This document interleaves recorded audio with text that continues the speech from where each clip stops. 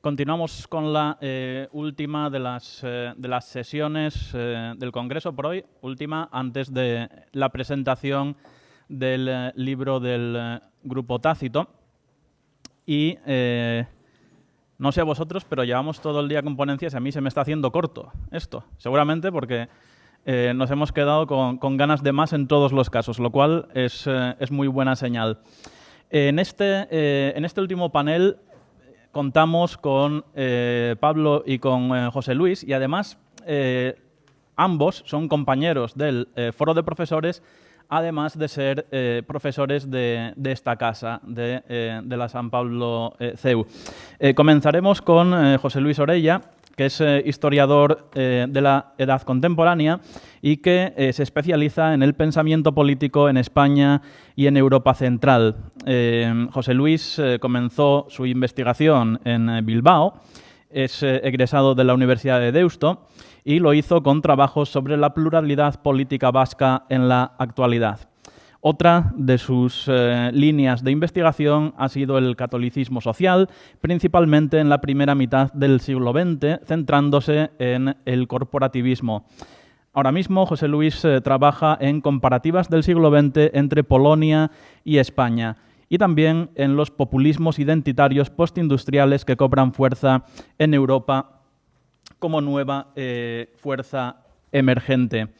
Su ponencia, la ponencia de José Luis Orella, va a ser sobre memoria e identidad, un constitucionalismo marcado por las balas. José Luis.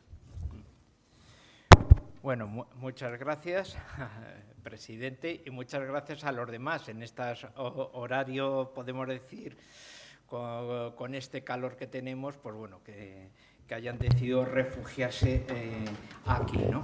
Y así que bienvenidos un poco a nuestra casa, aprovechando que no soy el director que diría, no, está en la casa de al lado y vosotros esto, ¿no? Pues las diferencias dentro de la familia CEU que tenemos. Bueno, desde esta mañana que hemos estado desde luego asistiendo a estas ponencias tan importantes un poco para nuestro devenir, tanto del foro como de España, un poco para entenderlo, una de las peculiaridades que hemos tenido siempre ha sido, bueno, pues el periodo de la transición es uno de nuestros grandes hechos, ¿no? de éxito un poco de la historia contemporánea. Podríamos decir que el más negativo es la guerra civil, una lucha fratricida. El lado más positivo, ese consenso, ese encuentro, ¿no? Esa construcción, por tanto, de una sociedad española que puede tirar hacia adelante, y también por eso estamos ahí, para no perder un poco, bueno, pues ese espíritu. No obstante, siempre sale y dice, bueno, hay algún punto excepcional, ¿no? Hay algún punto. El punto claramente, pues siempre es un poco el tema de lo de ETA, ¿no?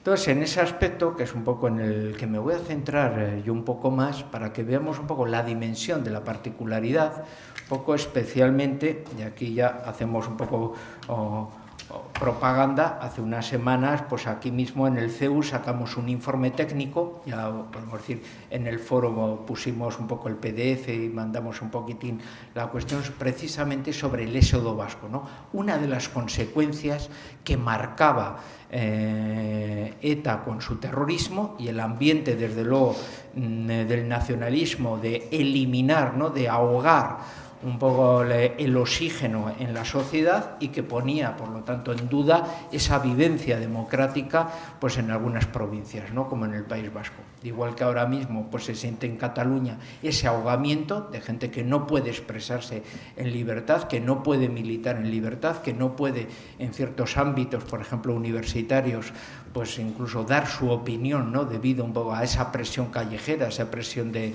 matones, ¿no? De chivatos que intentan amenazar. Bueno, eso tiene desde luego unos antecedentes, ¿no? Unos antecedentes que, bueno, pues algunos lo hemos vivido, ¿no? Un poco en nuestra niñez y en nuestra juventud, pues un poco en el País Vasco en esas consecuencias, ¿no? Entonces, ¿a qué se viene esto para que podamos tener un poco referencias? Bueno, cuando hablamos, por ejemplo, de terrorismo y nos metemos igual por Google, pues tenemos igual grandes protagonistas del terrorismo, la fracción del Ejército Rojo, Acción Directa en Francia, etcétera. Bueno, esos grupos que incluso protagonizan películas, series, etcétera, son grupos que su balance mortal pueden ser 35 muertos, no más. O sea, estamos hablando de esto, o sea, excepto el caso irlandés, que son casi 3.000 muertos, las Brigadas Rojas, que serían de las más cruentas, hasta el Grapo sobrepasa los asesinatos de las Brigadas Rojas, ¿no? El Grapo no llega por muy poco a los 100 muertos, ¿no? Entonces, si no fuera por ETA, el Grapo sería, en este momento, uno de los grupos terroristas más mortíferos que hubiera habido en Europa, con exclusión del mundo norirlandés, ¿no? Para que nos demos un poco cuenta de las circunstancias. Por tanto, el tema de ETA es algo, podemos decir, que está en otra galaxia, en otra dimensión, ¿no? Y que muchas veces cuando hablamos de terrorismo, incluso, y hacemos referencia a ese mundo europeo, pues nos puede dar un poco ese tema de sorpresa, porque igual alemanes o otro dice, bueno, pero el terrorismo se puede vivir, no, es que no te estás dando cuenta, es que lo que vosotros habéis tenido de terrorismo, eso es una broma, ¿no? O sea, podemos decir, son unos asesinatos puntuales, pero no significa esto, ¿no? Hay algunos informes de Miquel Buesa y estadísticos, etcétera, que en algunos casos también hemos aprovechado para nuestro trabajo, para que nos demos cuenta de la dimensión y la importancia que ha tenido el terrorismo, y principalmente el terrorismo de ETA en nuestra naciente democracia, pues desde los años que surgió hasta la actualidad, solo por gente miembro de la banda que haya pasado por experiencias carcelarias, estaremos hablando de cerca de 7.000 personas que en las últimas décadas pues han pasado por allí. Claro, eso no es un grupo, se puede decir, de una docena o de 20 personas que se reúnen y que, por lo tanto, tú puedes organizar una operación antisubversiva, aniquilas ese comando, esa organización, y se puede decir que el terrorismo ha sido aniquilado. Estamos hablando de algo bastante más importante, ¿no? O sea, una organización terrorista que se dedica a matar, a chantajear, etcétera, y que en su más de medio siglo de vida, pues resulta que han pasado por las cárceles cerca de 7.000 personas, caramba, te está dando ya la capacidad que tienen a nivel social de reclutamiento, de adoctrinamiento, de formación, etcétera, ¿no? Estamos hablando, por ejemplo, pues ahora acaba de sacar un libro muy interesante sobre la financiación de ETA. Bueno, en las partes mínimas, ETA necesita más o menos cerca de 1,5 millones de euros para su funcionamiento, ¿no? En algunos momentos ha necesitado 3 millones de euros, ¿no? Entonces, claro, nos está planteando, claro, que, por ejemplo, el imperio económico que hay detrás, pues casi tendríamos que compararlo casi con el mundo de las diferentes mafias, ¿no? De la delincuencia organizada no ideológica que ha existido en otros países, y cómo a través del control de la droga, de la prostitución o del acceso a las administraciones locales, bueno, pues consiguen toda esa financiación, ¿no? Por eso el mundo de ETA es muy importante por la lacra. No solo es el asesinato de la persona, que es la punta de iceberg, sino las consecuencias que con ello conlleva, ¿no? O sea, el control del mundo delictivo para obtener unos recursos económicos, la manera, desde luego, de obtener esos recursos a través de más de 85 secuestros, el blanqueamiento, la infiltración en las instituciones, la importancia que tiene, por ejemplo, que tengamos haciendas absolutamente autónomas. Y, por ejemplo, una de las cuestiones importantes es que la Diputación Foral de Guipúzcoa no haya caído, por ejemplo, en manos de Bildu, porque eso significa disponer de la hacienda de una provincia absolutamente. Una experiencia concreta de uno de mis mejores amigos, ¿no? Uno de mis mejores amigos de Guetaria, su padre era presidente del Colegio de Médicos de Guipúzcoa. Bueno, pues igual que a todos los profesionales pidieron el tema del pago del impuesto revolucionario. Cuando fue al País Vasco francés a decir que no podía pagar, le enseñaron la fotocopia de su declaración de la renta. Vamos, si un grupo terrorista dispone de esa cuestión, no me digas que no tienes, porque esta es tu declaración de la renta, y esto lo tenemos. Claro, ese mundo tenía un sindicato en el cual muchos funcionarios formaban parte de ello. Entonces, claro, la hidra, se puede decir, pues está muy conformada de ese mundo, ¿no? En una palabra, a lo que yo me refiero, y la conclusión que que estoy un poco tratando, es que el mundo de la transición tuvo que convivir en una parte de España con un totalitarismo invisible, ¿no? Totalitarismo que no se ve, o sea, un poco como lo que vemos en las series, en las películas que vemos un poco de Sicilia, que dice, bueno, pues Sicilia es una provincia de Italia, es una democracia, es un régimen parlamentario, pero aquí hay algo, porque vas por la calle y la gente está... Aquí algo pasa, ¿no? Hay otra cosa que percibo, pero no sé cómo encontrarme. Bueno, eso se ha vivido y todavía se sigue viviendo en una parte un poco de nuestra España, un poco por esas circunstancias. ¿Cuándo surge? ¿Por qué surge? ¿Y cómo se ha ido desarrollando? Lógicamente, cuando surge es el momento de mayor debilidad un poco de España, es en el periodo de transición, es el periodo de cambio, cuando las instituciones están precisamente en ese pleno cambio. Ahí es donde se van a aprovechar ellos un poco todos los métodos, ¿no? Si hablamos solo, pues hace poco, esta mañana, hablábamos, por ejemplo, de lo del tema de la amnistía. Bueno, gente que había tenido vinculaciones ahí, pues casi se podría hablar de 1000 y pico, ¿no? Que fueron, tengamos en cuenta que antes en el 76, la tercera asamblea de ETA, pues la Guardia Civil, gracias a una delación, habían conseguido detener a 300 que estaban en una asamblea. O sea, es que ese año se detuvieron a 450 miembros de ETA, ¿no?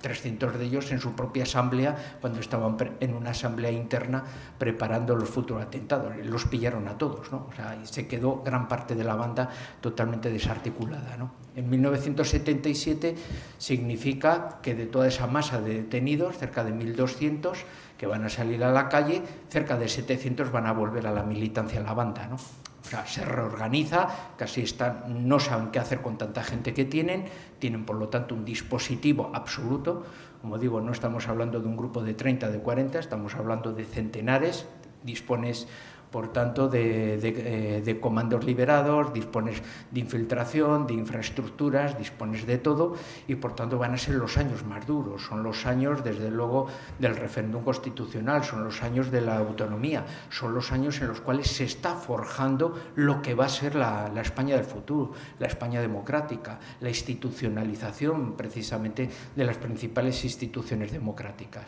Y en una parte de España resulta que se está matando casi en una cadencia que no llega al centenar, ¿no? Hay 3 años en los cuales hay 75 muertos, 80 y tantos, 90 y tantos muertos. De todo tipo, desde el peluquero que se acerca al cuartel de la Guardia Civil para cortarles el pelo a los números y entonces lo matan por eso, al presidente de la Diputación Foral de Vizcaya, que lo matan con sus 4 escoltas, o el de Guipúzcoa, cuando termina de jugar al frontón de pelota vasca, que lo matan también con sus 2 escoltas. O sea, desde el más alto hasta, podemos decir, la persona más baja, hay un continuo asesinato, podemos decir que es casi cada 2-3 días se produce un muerto.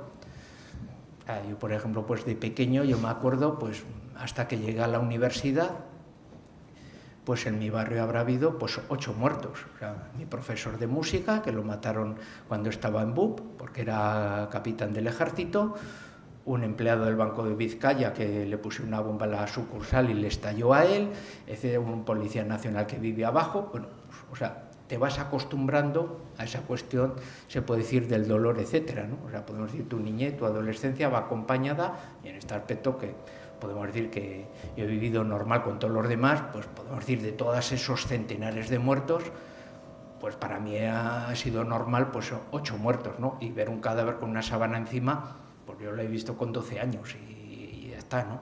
O sea, que quiero decir que te acostumbras a algo que luego no es normal. Pues algunos compañeros míos de trabajo, cuando llegué aquí al CEO en el 99, se me quedan, pero este tío qué raro es, ¿no? Siempre cuando vamos a un bar se sienta con la pared en la espalda y desde luego, joder, Ian Guzmán, el bueno, que tenemos la Dirección General de la Guardia Civil, me quedaba a mí, joder, ¿qué hace ese tío con el uniforme por la calle, ¿no? Este tío está loco, ¿no? Claro, el que estaba loco era yo, ¿no? Lo normal es que pueda ir a tomarse un café con el uniforme, ¿no? Eso es lo normal, no es lo contrario, ¿no? O sea, tú ya te has adaptado a un modo de supervivencia, a un modo de vida extraño. Eso se desarrolla un poco en esos años, ¿no? O sea, una cuestión que no es un asesinato selectivo, sino que son asesinatos continuos que crean, por lo tanto, ese totalitarismo, ese silencio y una adaptación. Si tú ves los resultados electorales del año 77 y tú ves los resultados electorales del 80 o del 82, resulta que ves que, por ejemplo, el nacionalismo sube más de un 10% en votación y las fuerzas que podríamos denominar de centro-derecha casi pierden un 10%. O sea, Guipúzcoa unida, en zonas como el Goierri, ahora digo, hay mejor que no vayas, pues sacaba un 8, un 10% de votos en algunos pueblos, en Hernialde, etcétera, que son de los pueblos que ahora dirías, eso podemos decir es califato batasuna absoluto, ¿no? Bueno, pues eran unas zonas donde había voto del PSOE, pero un voto de UCD, había un voto de partidos de derecha y un voto nacionalista, o sea, una sociedad plural como en los ámbitos urbanos también. Eso va a desaparecer en los primeros años, porque en esos 3 años, se puede decir duros, pues tienes casi cerca de 300 asesinados en esas zonas. Es donde la mayoría de los asesinados son de tiro en la nuca, ¿no? O sea, son comandos de gente joven, son gente que podemos decir asesina de una manera pues muy barata en ese aspecto. Luego vendrá a partir ya de los 90 los grandes asesinatos mediáticos, ¿no? Los coches bomba, sobre todo en las ciudades principales, en Barcelona, en Madrid, y sobre todo se puede decir es intentar torcer la pugna al Estado para decir, no, estamos aquí, estamos dispuestos a lo que sea, así que el Estado se sienta a negociar o nosotros vamos a seguir poniéndole muertos encima de la mesa, ¿no? Ya son estrategias un poquitín distintas, ¿no?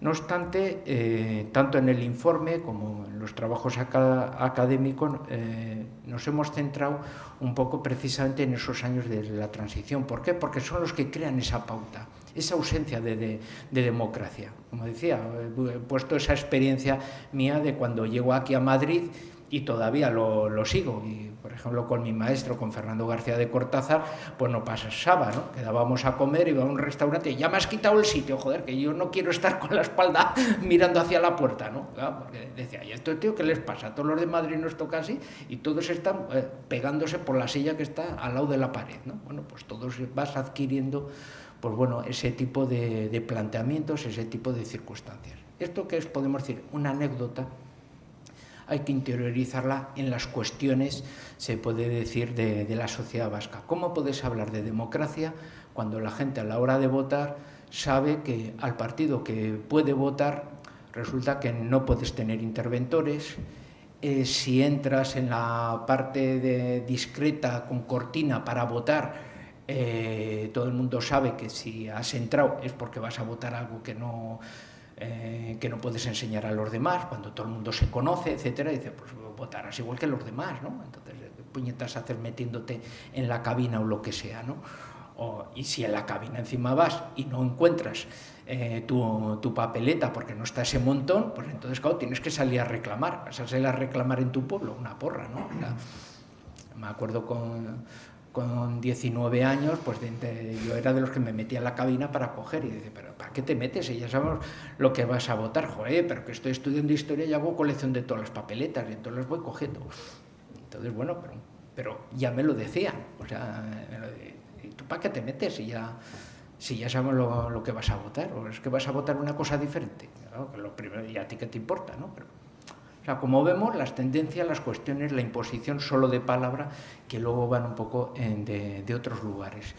Y eso, sobre todo en los núcleos más pequeños, se va notando. Por eso las ciudades, sobre todo vascas, pues ves que sí hay una pluralidad, hay una realidad democrática, aunque con unas leyes. En las zonas rurales sencillamente ha desaparecido, hay monopolios. Y vemos incluso ahora mismo los resultados electorales. Los pueblos más pequeños donde Bildu se ha impuesto, pues son pueblos de estos que dice, bueno, ha ganado por mayoría absoluta, son 8 concejales y 1 por el otro lado. Y dices, caramba, ¿no? O sea, que todavía queda gente que no le importa y eso, ¿no? O sea, claro, uno de los concejales de Leiza que conozco dice, claro, este tío siempre se ha presentado y tiene mayoría absoluta en los otros y él sigue siendo concejal. Claro, a este le pusieron una icurriña atada en su casa y la derribó a tiros. Claro, con este tío no se atreven. Pero claro, es un tío muy particular. Entonces, vemos un poco ese tema de circunstancias y ese tema de cosas, ¿no? Una imposición que ha durado durante años, una imposición que se ha dejado llevar y, por lo tanto, aunque existe una democracia, en realidad se ha cercenado absolutamente, bueno, pues toda una serie de opciones, ¿no? Y una serie de opciones no solo de una orientación política, sino que cuando, por ejemplo, el Partido Socialista subió al poder, también se desarticuló su parte, ¿no?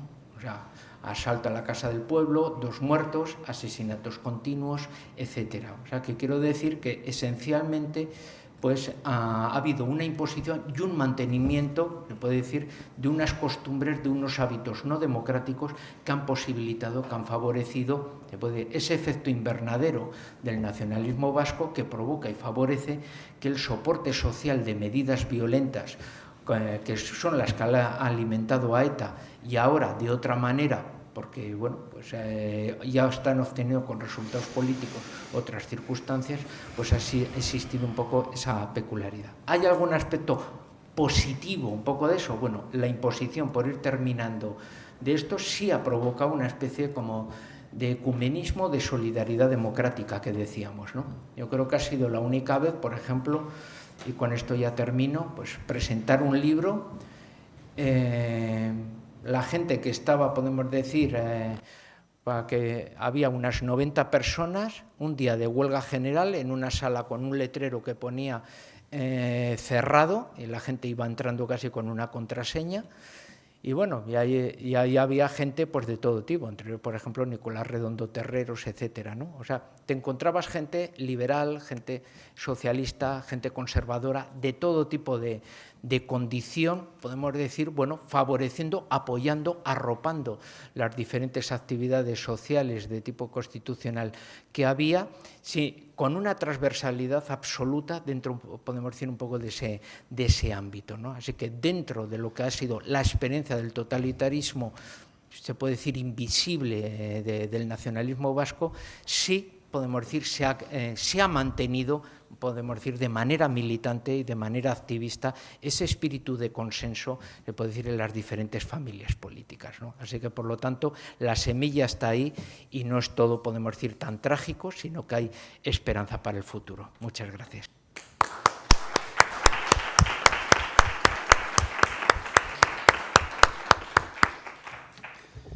Bueno, muchísimas gracias, José Luis, por esta lección tan estremecedora y tan necesaria en memoria democrática. Aprovecho además para remitir a los asistentes a la jornada de mañana en la que contaremos con grandes referentes de esta lucha como son Fernando Savater, Maite Pagazaurtundúa y Igor Camaneiro, entre otros.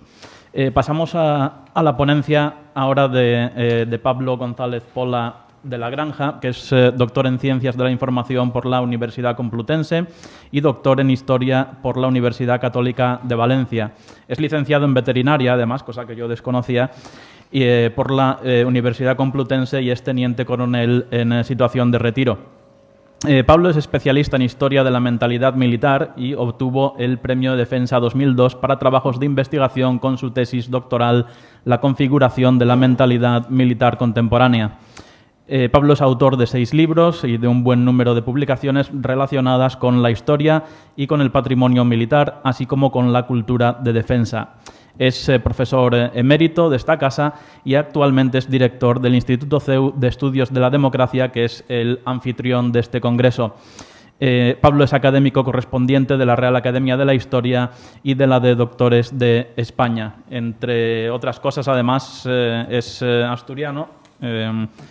Dicho sea, desde el identitarismo amable, que es nuestro hecho diferencial, ¿verdad, Pablo?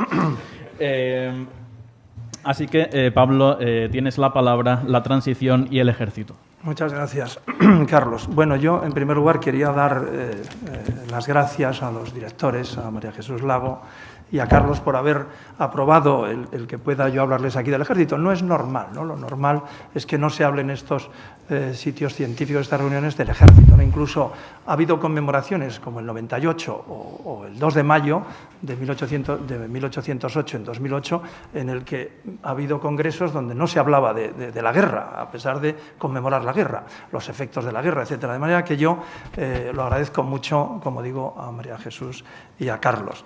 Bien, cuando hablamos de ejército y transición, desde el punto de vista de la mentalidad, hay que hablar de dos ramas totalmente diferentes, por así decirlo, aunque no son diferentes, pero que se mezclan entre ellas. Por un lado, la propia transición del ejército, la intratransición que tuvo que hacer el ejército, con ese gran esfuerzo que voy a tratar de explicarles, y por otro lado, la influencia del ejército sobre la transición política, sobre el proceso de transición política. Si miramos los antecedentes para ver cuál es la relación o la reacción del ejército durante la transición, nos damos cuenta que casi todos los autores están de acuerdo en que la transición no empieza, por supuesto, en el año 1975, sino mucho antes, incluso más allá del tardofranquismo. Probablemente esa clase media que se crea en los años 60, finales de 50 y 60, es la que produce y hace florecer y hace que la transición sea así. Y es en ese momento, en los años 50 y 60, donde, con los planes desarrollistas, la sociedad hace ese gran avance y se crea esa gran clase media. Es el momento en el que la gente busca rápidamente comprarse el 600, en fin, aquí hay mucha gente que lo ha vivido, la televisión, y ese gran desarrollo también trae unos ciertos problemas como son las huelgas, como son los problemas en la universidad, y el ejército no va a esa velocidad. Va a una velocidad, digamos, un poco más corta y observa, dentro de sus precariedades técnicas, del bajo salario, de la endogamia y de alguna forma, el gueto en el que vive el ejército en ese momento, observa cómo se desvaloriza la sociedad. Hay un montón de ejemplos. Mire, los pocos que nos dedicamos a esto de estudiar la mentalidad militar, tenemos un grave problema y es que el ejército no habla. Es muy difícil, como decía Émile Zola, es el gran mudo. Lo era en Francia y aquí también. El ejército es el gran mudo, pero no es el gran sordo, ni el gran insensible. Y hay que buscar de alguna forma cómo habla. Yo en este momento, en el momento que estamos hablando de los años 60, sí que podemos detectar con dificultad algunas reacciones como estas que les digo, donde el ejército ve que estaba como más cómodo en la autarquía. Ellos piensan que la sobriedad es esencial y dislate en ir a un mundo rápido y en todas estas cosas, este consumismo no es bueno para la propia sociedad española. De alguna forma siente que los valores se están desmoronando. Y actúa, por ejemplo, por ponerles un ejemplo, el general Cifuentes, en el año 1971, que era capitán general de Granada en ese momento, hace unas declaraciones donde se mete directamente, sin decir qué, con los tecnócratas, concretamente con el Opus Dei, a la que llama masonería blanca. Inmediatamente es fulminado, es cesado al día siguiente. Cifuentes es un hombre que en el año 25 entró en la Legión, con lo cual era íntimo amigo de Franco, porque luchó con él tanto en Marruecos como en la Guerra Civil. Por tanto, sin embargo, Franco le cesa inmediatamente. Y hay una serie de protestas sordas y no tan sordas, por ejemplo, con motivo del proceso de Burgos, que también se ha hablado aquí, también hay una protesta, ya digo que esto es difícil de detectarlo, pero bueno, los que nos dedicamos a esto lo hemos detectado. En la Escuela de Aplicación de Artillería hay un auténtico movimiento sedicioso, que rápidamente se tapa, pero hay un plante de los capitanes que hacen un documento muy duro, diciendo que si no se toman medidas contra las personas que están procesadas, el ejército se puede tomar por su cuenta. Estamos en pleno franquismo, 1970. De manera que, como digo, el ejército observaba, callaba, pero veía que de alguna forma la sociedad no iba por su ritmo. Sin embargo, hay que decir que lo mismo que había procesos reformistas en la vida civil y había, por ejemplo, el grupo Tácito, que ya en el año 73 empieza su producción y empiezan a preparar de alguna forma la sociedad para ese cambio que va a haber a la muerte de Franco, porque sabían que después de morir el dictador no podía seguir su dictadura, también lo hay en el ejército. En el ejército hay un proceso reformista que lidera el general Manuel Díez Alegría a instancias y se van a sorprender ustedes, nada menos que del general Muñoz Grandes. El general Muñoz Grandes, y eso lo he demostrado en la biografía de Díez Alegría que publiqué hace unos años, se da cuenta que el ejército no puede intervenir una vez muerto Franco.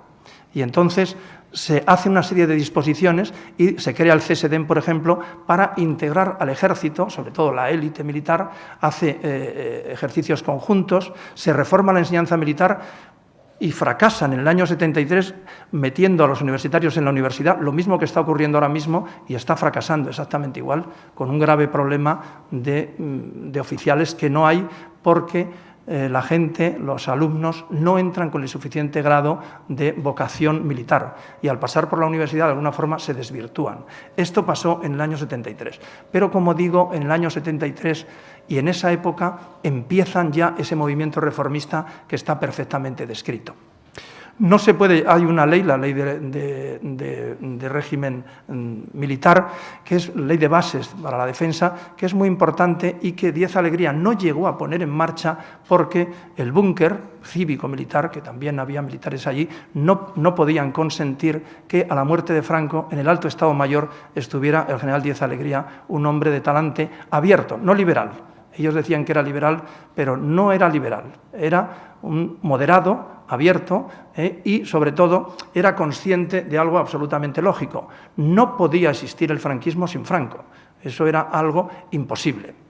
Bien, muere Franco y cuando muere Franco, tengan ustedes en cuenta que de teniente coronel hacia arriba, es decir, todos los coroneles, para los que no estén muy puestos en el mundo militar, todos los coroneles que mandaban regimiento, todos los generales de brigada, todos los de división y todos los tenientes generales que mandaban capitanías, todos habían hecho la guerra civil.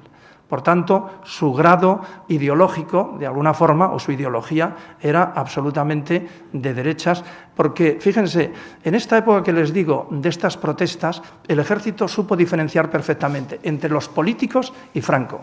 Franco era absolutamente intocable. No he encontrado prácticamente nada de crítica a Franco como general jefe de los ejércitos.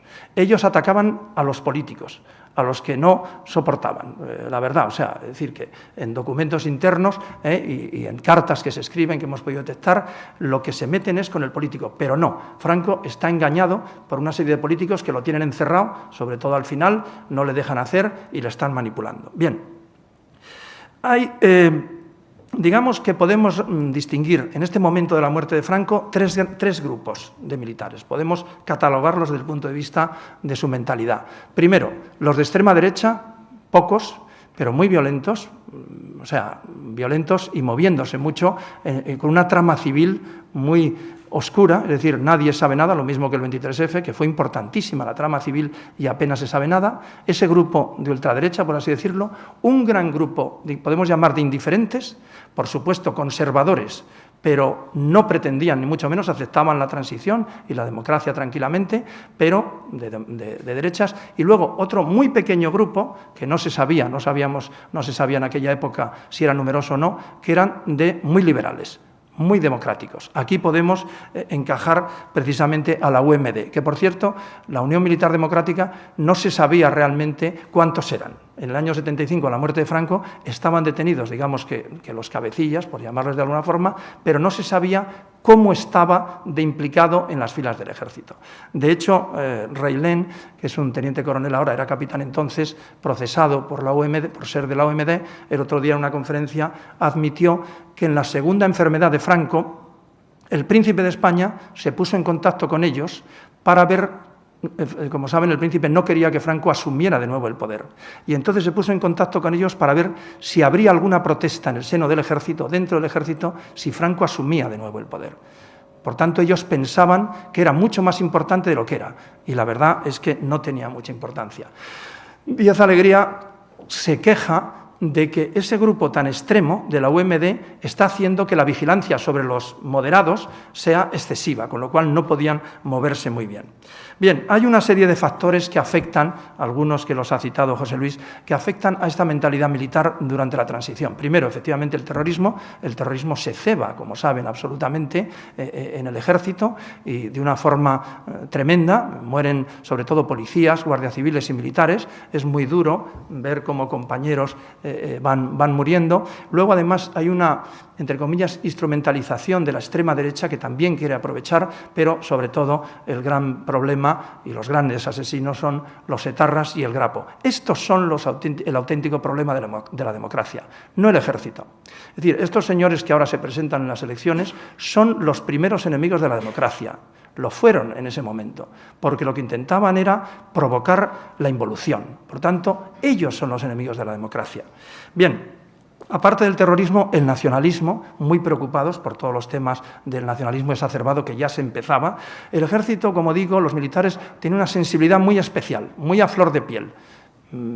Son muchos años juntos y muy sensibles, por así decirlo.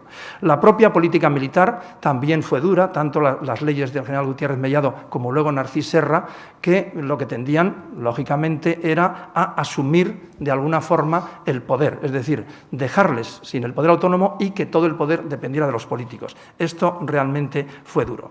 En todo esto hay una serie de momentos críticos, voy muy deprisa y perdónenme porque quiero que al menos tengamos un cuarto de hora por si quieren preguntar, una serie de momentos críticos, por ejemplo, que realmente toda esta mentalidad militar está a punto de saltar. El primero es la semana última de enero de 1977, que el profesor Juan Francisco Fuentes, que vendrá luego a la presentación siguiente, catedrático de Contemporánea, le llama la semana trágica de la transición, y realmente lo fue. Fue una semana en la que hubo una serie de atentados, un muerto en una manifestación, la muerte de los abogados de Atocha, el asesinato por pistoleros de ultraderecha de los abogados de Atocha, y recordarán el secuestro de Villascusa, el general Villascusa, que era un hombre además muy bueno, muy querido en el ejército, y Oriol. Bueno, todo esto crea un problema en el ejército. Yo he detectado en el casino militar una reunión también bastante sediciosa de capitanes y comandantes que se unieron para hacer una protesta y el general Sáez de Tejada consiguió evitarla, pero fue algo realmente mucha tensión. La mayor tensión, por supuesto, y lo saben ustedes, es la legalización del Partido Comunista. Ahí rompió Suárez sus amarras y sus lazos con el ejército, ya no volvió a ser lo mismo y se terminó con la dimisión del almirante Pita da Veiga, como saben. Tensiones con el general Gutiérrez Mellado muy instrumentalizadas por la prensa de ultraderecha y por grupos de ultraderecha y, por supuesto, el 23 de febrero. El 23 de febrero no es tan importante en sí para el ejército, puesto que fue un grupo minúsculo el que intervino, sino cómo actuó sobre la mentalidad. Sobre todo el juicio, que fue tremendo, ¿no? El juicio para lo que es el ejército, ¿no? Y luego también fue algo importante para la mentalidad militar la actitud de los propios procesados, que lejos de asumir realmente lo que hicieron, bueno, intentaron de alguna forma echar la culpa por elevación y justificarse. Y esto realmente impresionó dentro del ejército.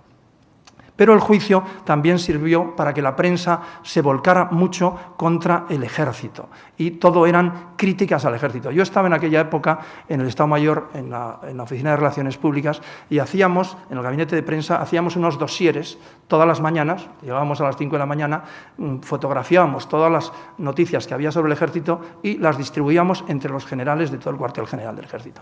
Bueno, permítanme la expresión vulgar, le llamábamos el cabreador matutino, porque efectivamente se enfadaban muchísimo los generales al ver el trato que daban al ejército, pero ya no solamente de golpistas, sino con cualquier cosa. Si no lo recuerdan, pueden ver las hemerotecas.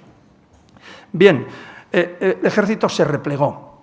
Se replegó en una actitud que Juan Pando habló, que me gustó mucho, de erizo, es decir, sin moverse, replegado en sí mismo, y si le tocas pincha, si no, no hace absolutamente nada. Y así fuimos pasando unos años hasta que ya llegamos a la época del 88, las misiones de paz, después la UME. Ahora mismo, como conclusión, porque ya tengo que terminar y siento dejarme más cosas, bueno, podemos decir que el ejército está muy valorado, que para la mentalidad militar ha sido muy importante las misiones de paz y el reconocimiento del propio ejército, de la propia sociedad, a los grandes sacrificios que ha hecho el ejército, en el cual ha tenido que intervenir también en misiones de guerra, como Nayaf, la guerra de Nayaf, la batalla de Nayaf en el 2004, o la toma de Perejil, que a mí me hace gracia mi general, en cierto modo, aunque no me hace ninguna gracia, ¿no?, cuando se toma como algo bromista y por alguna cosa que dijo el ministro de turno. Pero Perejil fue una operación perfectamente conjuntada, perfectamente diseñada, con un riesgo tremendo, lanzarse una serie de hombres, no se sabía cuál era el contingente real de marroquíes, de soldados marroquíes, y detuvieron a soldados de un ejército extranjero. Por tanto, ahora lo vemos con una perspectiva, ya digo, pero fue una operación importantísima del ejército español que los americanos hubieran hecho ya 500 películas. Bien, quizá lo mejor de ahora es esa plena integración, como digo. No quiero terminar sin decirles que hay una figura fundamental en todo esto, que es Su Majestad el Rey Juan Carlos I, es el piloto del cambio absoluto, pero en el caso aplicado al ejército es absolutamente fundamental. No solamente el 23F. El 23F es una consecuencia de todo lo que él fue haciendo, incluso cuando era príncipe de España, en esa relación con el ejército, y después de Alfonso XII, yo creo que es el rey soldado por excelencia, que alguna vez será reconocido. Terminar diciéndoles que, sobre todo a ustedes, que hoy tenemos en España y disfrutamos del mejor ejército regular que ha habido en la historia de España. Es un ejército preparado, es un ejército perfectamente, como digo, implicado en la sociedad democrática, muy bien preparado, no diré el mejor dotado, y eso es lo que habría que hacer hincapié. Y nada más, muchas gracias.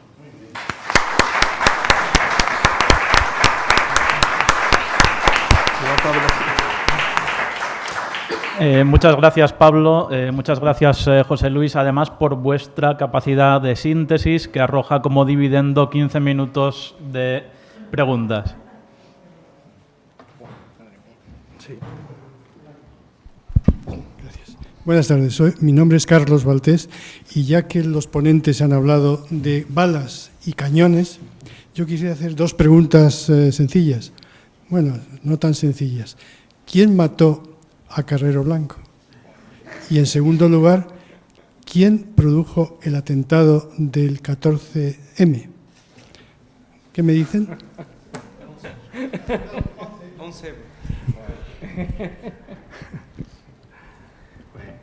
Esto no se hace aunque trabajemos en una facultad de comunicación, pero uno tiene que volver a casa. Hombre, pues la verdad que madre mía, es que vete a decir las cosas. O sea, cuando estudias lo de ETA sí que te das cuenta de varias circunstancias, ¿no? O sea, por una parte la bisoñez que tenían, la falta de entrenamiento, o sea, igual que con todos los periodos, es muy diferente hablar de la ETA, por ejemplo, de los 90, etcétera. Antes, cuando estábamos en el café, hablábamos de cómo habían estado dando incluso, se puede decir, másteres de explosivos a otros terroristas, ¿no? Como instruyeron a los de Terrayure, a los del ejército guerrillero del pueblo gallego Ceibe, etcétera, que luego les daban además podemos decir, cuando se graduaban, les daban una parte de explosivos para que pudieran iniciar sus campañas en sus zonas de origen, ¿no? Entonces, ETA sí que, podemos decir, ha dado másteres, se puede decir un poco, de esa fundación. Eso es diferente al inicio, ¿no? Que eran, podemos decir, gente todavía inexperta, y todos los que estudian los grupos terroristas se dan cuenta que es muy difícil sin un apoyo, se puede decir, de fuera o formativo, y la mayoría de los grupos han quebrado muchas veces porque cuando han intentado realizar una labor violenta, pues sencillamente les han estado los explosivos, han muerto la mitad de sus activistas, como les ha pasado a los bretones y le pasó a la propia Iparretarrak, etcétera, ¿no? Entonces, pues, ¿a qué voy? Que, por ejemplo, pues cuando ETA hace el atentado, por ejemplo, contra Melitón Manzanas, que es el primer atentado, se puede decir, organizado. El guardia civil Pardiñas es por el encontronazo que van y lo matan de forma alevosa, pero no iban a por él, ¿no? Sino lo de Melitón Manzanas, por ejemplo, se sabe toda la película entera, es una petición que hace la delegación del PNV ahí, porque Melitón Manzanas era de la tierra y estaba desestructurando toda la organización clandestina del Partido Nacionalista Vasco, y aprovechan desde luego esta organización escindida de sus juventudes. Oye, a ver si nos hacéis el favor, aquí tenéis todo el paquete de información, todo el seguimiento, aquí tenéis, lo único que tenéis que hacer es eliminarlo y ya está. No podemos hacerlo nosotros, entonces hacerlo vosotros, y así ya empecéis a realizar, ¿no?, lo que se sabe, ¿no? Lo que queda claro, desde luego, lo de Carrero Blanco es un atentado de encargo. ¿Quién lo desarrolló? Vete tú a saber. pero ahí hay muchas circunstancias y desde luego será muy difícil que nos enteremos porque hay ausencia de pruebas, hay diferentes, lógicamente como lo da Aldo Moro, hay multitud de conspiraciones, pero desde luego no cabe duda que ETA recibe un apoyo informativo, también recibe una infraestructura que son de heterodosos o de gente que perteneció al PCE y que ya no forman parte del PCE, que reciben ese apoyo, y eso todavía está, podemos decir, muy con ausencia un poco de trabajo a la hora de trabajarlo. Que la muerte de Carrero tiene sus consecuencias, lógicamente. Carrero era una persona que ya tenía su edad, era una persona fiel desde luego al que iba a ser posteriormente el rey Juan Carlos, el príncipe de España en aquel momento, y por la edad claramente se ha sabido posteriormente que él le hubiera dejado el cargo. La cuestión no era por la vigilancia que él hubiera tenido, sino sí que es un elemento indispensable en cómo se iba a desarrollar la transición. Él era más de un modelo de tipo francés, ¿no? Quinta República, un ejecutivo muy fuerte, etcétera. La desaparición de Carrero sí que conduce a la transición, pero desde luego, bueno, con unos protagonistas igual distintos, ¿no? ¿Quiénes lo matan y las consecuencias? Pues vete tú a saber ahí, porque ahí ya nosotros nos guiamos con documentación, con pruebas. Como todas las cosas, todo magnicidio produce desde luego unos cambios. No significa que no hubiera llegado la democracia va a llegar sí o sí, o sea, estaba marcado por la sociedad, por todas las circunstancias, porque era un proceso evolutivo. Otra cuestión es que igual pues hubiera aparecido unos rostros diferentes que igual hubieran hecho lo mismo, ¿no? Hubiera sido. Lo del 14M, pues bueno, ahí ya casi lo dejamos más para el mundo periodístico. Lo bueno que tenemos los historiadores es que solo catamos los vinos que llevan en reserva un cierto tiempo, ¿no? Entonces, si hay alguien con formación de comunicación que quiera más, paso la pelota. Bueno, no, yo solamente también sobre Carrero, yo no creo que, como se dice los americanos, Carrero le había dicho ya al príncipe que él se retiraría en cuanto tomara su poder. Y luego lo que he dicho de Díez Alegría, ese proceso de alguna forma procurar que el ejército no interviniera en la muerte de Franco, eso lo aprueba Carrero Blanco. Primero está Muñoz Grandes y cuando muere Muñoz Grandes el vicepresidente es Carrero y Carrero le mantiene. Precisamente es cuando muere Carrero cuando lo cesan por las intrigas que hubo. No creo que fueran los americanos, francamente. No hubiera ocurrido nada de seguir Carrero vivo. A ver, tenemos Eugenio, Manuel y el señor Iturriaga también. No sé cómo... ¿Quién quiere ir primero? Bueno, ya que estamos aquí, que comience Eugenio. Más bueno, mi felicitación a los dos ponentes, han estado espléndidos. Y una pregunta a Pablo, que aunque ha sido un tema un poco que has tratado de pasada o marginal en tu exposición, me ha interesado y querría alguna ampliación más. Y es lo que tú has dicho, que parece que está siendo un fracaso la reforma de las enseñanzas militares. Me ha interesado porque yo viví como parlamentario la reforma en tiempos del Bono como ministro de Defensa y en aquel momento el grupo parlamentario popular nos opusimos frontalmente y yo participé en eso porque no teníamos que decir datos técnicos, nos parecía que era una aberración esa especie de mitad ingeniero, mitad soldado, un híbrido que no iba a ir a ninguna parte y tal. Bueno, y ganó el PP el año 2011 y yo trasladé, siempre muy amable y tal, al ministro de Defensa Morenés, ¿sí?, esta preocupación, diciendo, estás a punto de parar, puedes parar, en fin, este planteamiento y tal. Lo voy a estudiar, me contestó, están encantados, esto va a ir bien, es el signo de los tiempos y no se hizo nada. Entonces, bueno, si unos años después hay esa percepción, bueno, si lo puedes ampliar un poco. Sí. Bueno, realmente está fracasando más en tierra que en aire y en la Armada. Y el fracaso es muy sencillo, es decir, es que vamos, concretándolo porque es muy largo de hablar. El problema es que como están poniendo una nota muy alta para ser ingeniero y para entrar en la academia militar, entra gente con unas notas enormes, pero luego se dan cuenta, al entrar en la parte militar de la carrera, que es demasiado duro y abandonan.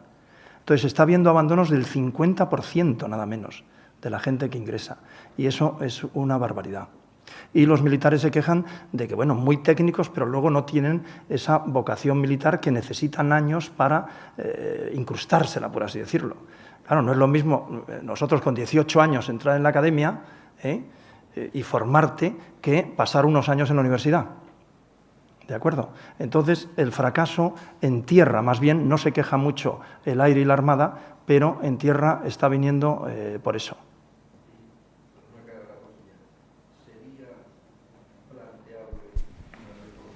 Sí.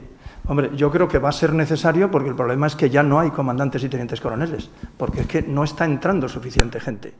Entonces, claro, si no entra gente al principio y luego se está quedando sin entrar gente con una vocación tremenda porque no llega a esa nota. Pasa un poco como los médicos. Hay médicos vocacionales tremendos, pero como no llegan a esa nota, y estamos perdiendo seguramente médicos buenísimos. Pues eso está pasando en el ejército. Muchas gracias. Manuel, que estaba esperando antes.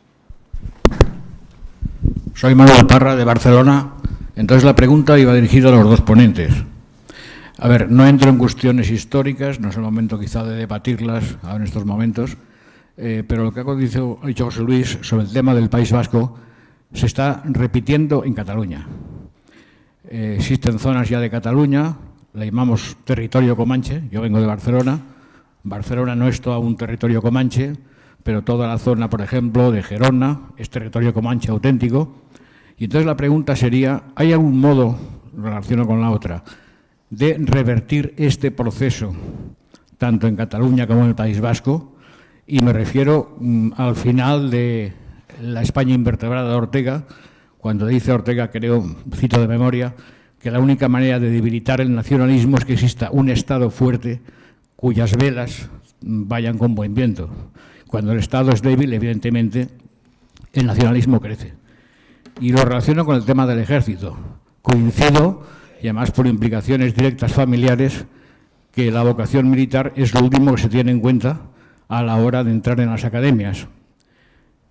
No coincido con lo que usted decía, que existe una valoración muy grande del ejército por parte de la sociedad.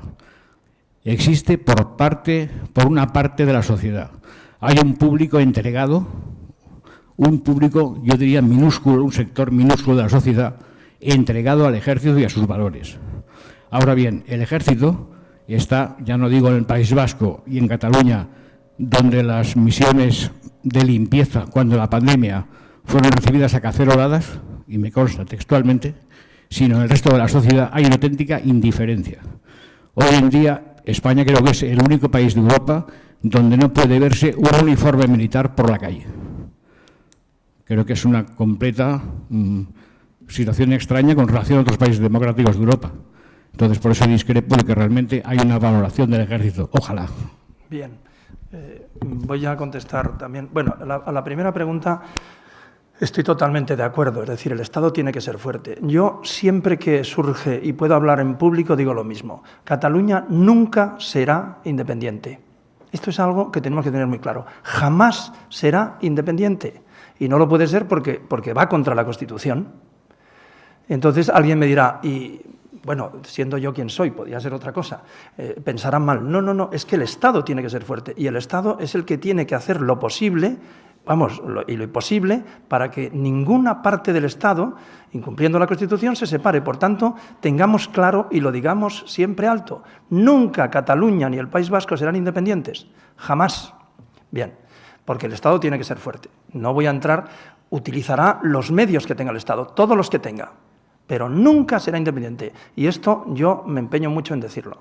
Bien, Efectivamente, bueno, estadísticamente el ejército efectivamente está bien considerado. Hay zonas en las que no. A mí, yo eso lo lamento. Pero yo creo que en general sí. Los desfiles del Día de las Fuerzas Armadas en Madrid son espectaculares, impresionantes. O sea, uno va a la Castellana no a verlo, sino fuera. Y luego, bueno, las estadísticas son así, que en algunos pueblos, de todas formas, pese a ser mal recibidos, el ejército seguirá ayudando a la población porque es que forma parte de la sociedad y le sirve. Y da igual que quieran o no que se les ayude. Lo mismo se puede aplicar al otro. Da igual que quieras o no ser independiente. Es que no lo vas a ser nunca.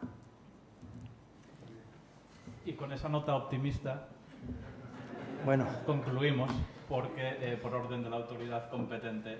Pido disculpas al embajador José Antonio de Iturriaga, que estaba esperando para hacer una pregunta. Lo tenemos que dejar aquí. Muchas gracias, José Luis. Muchas gracias, Pablo.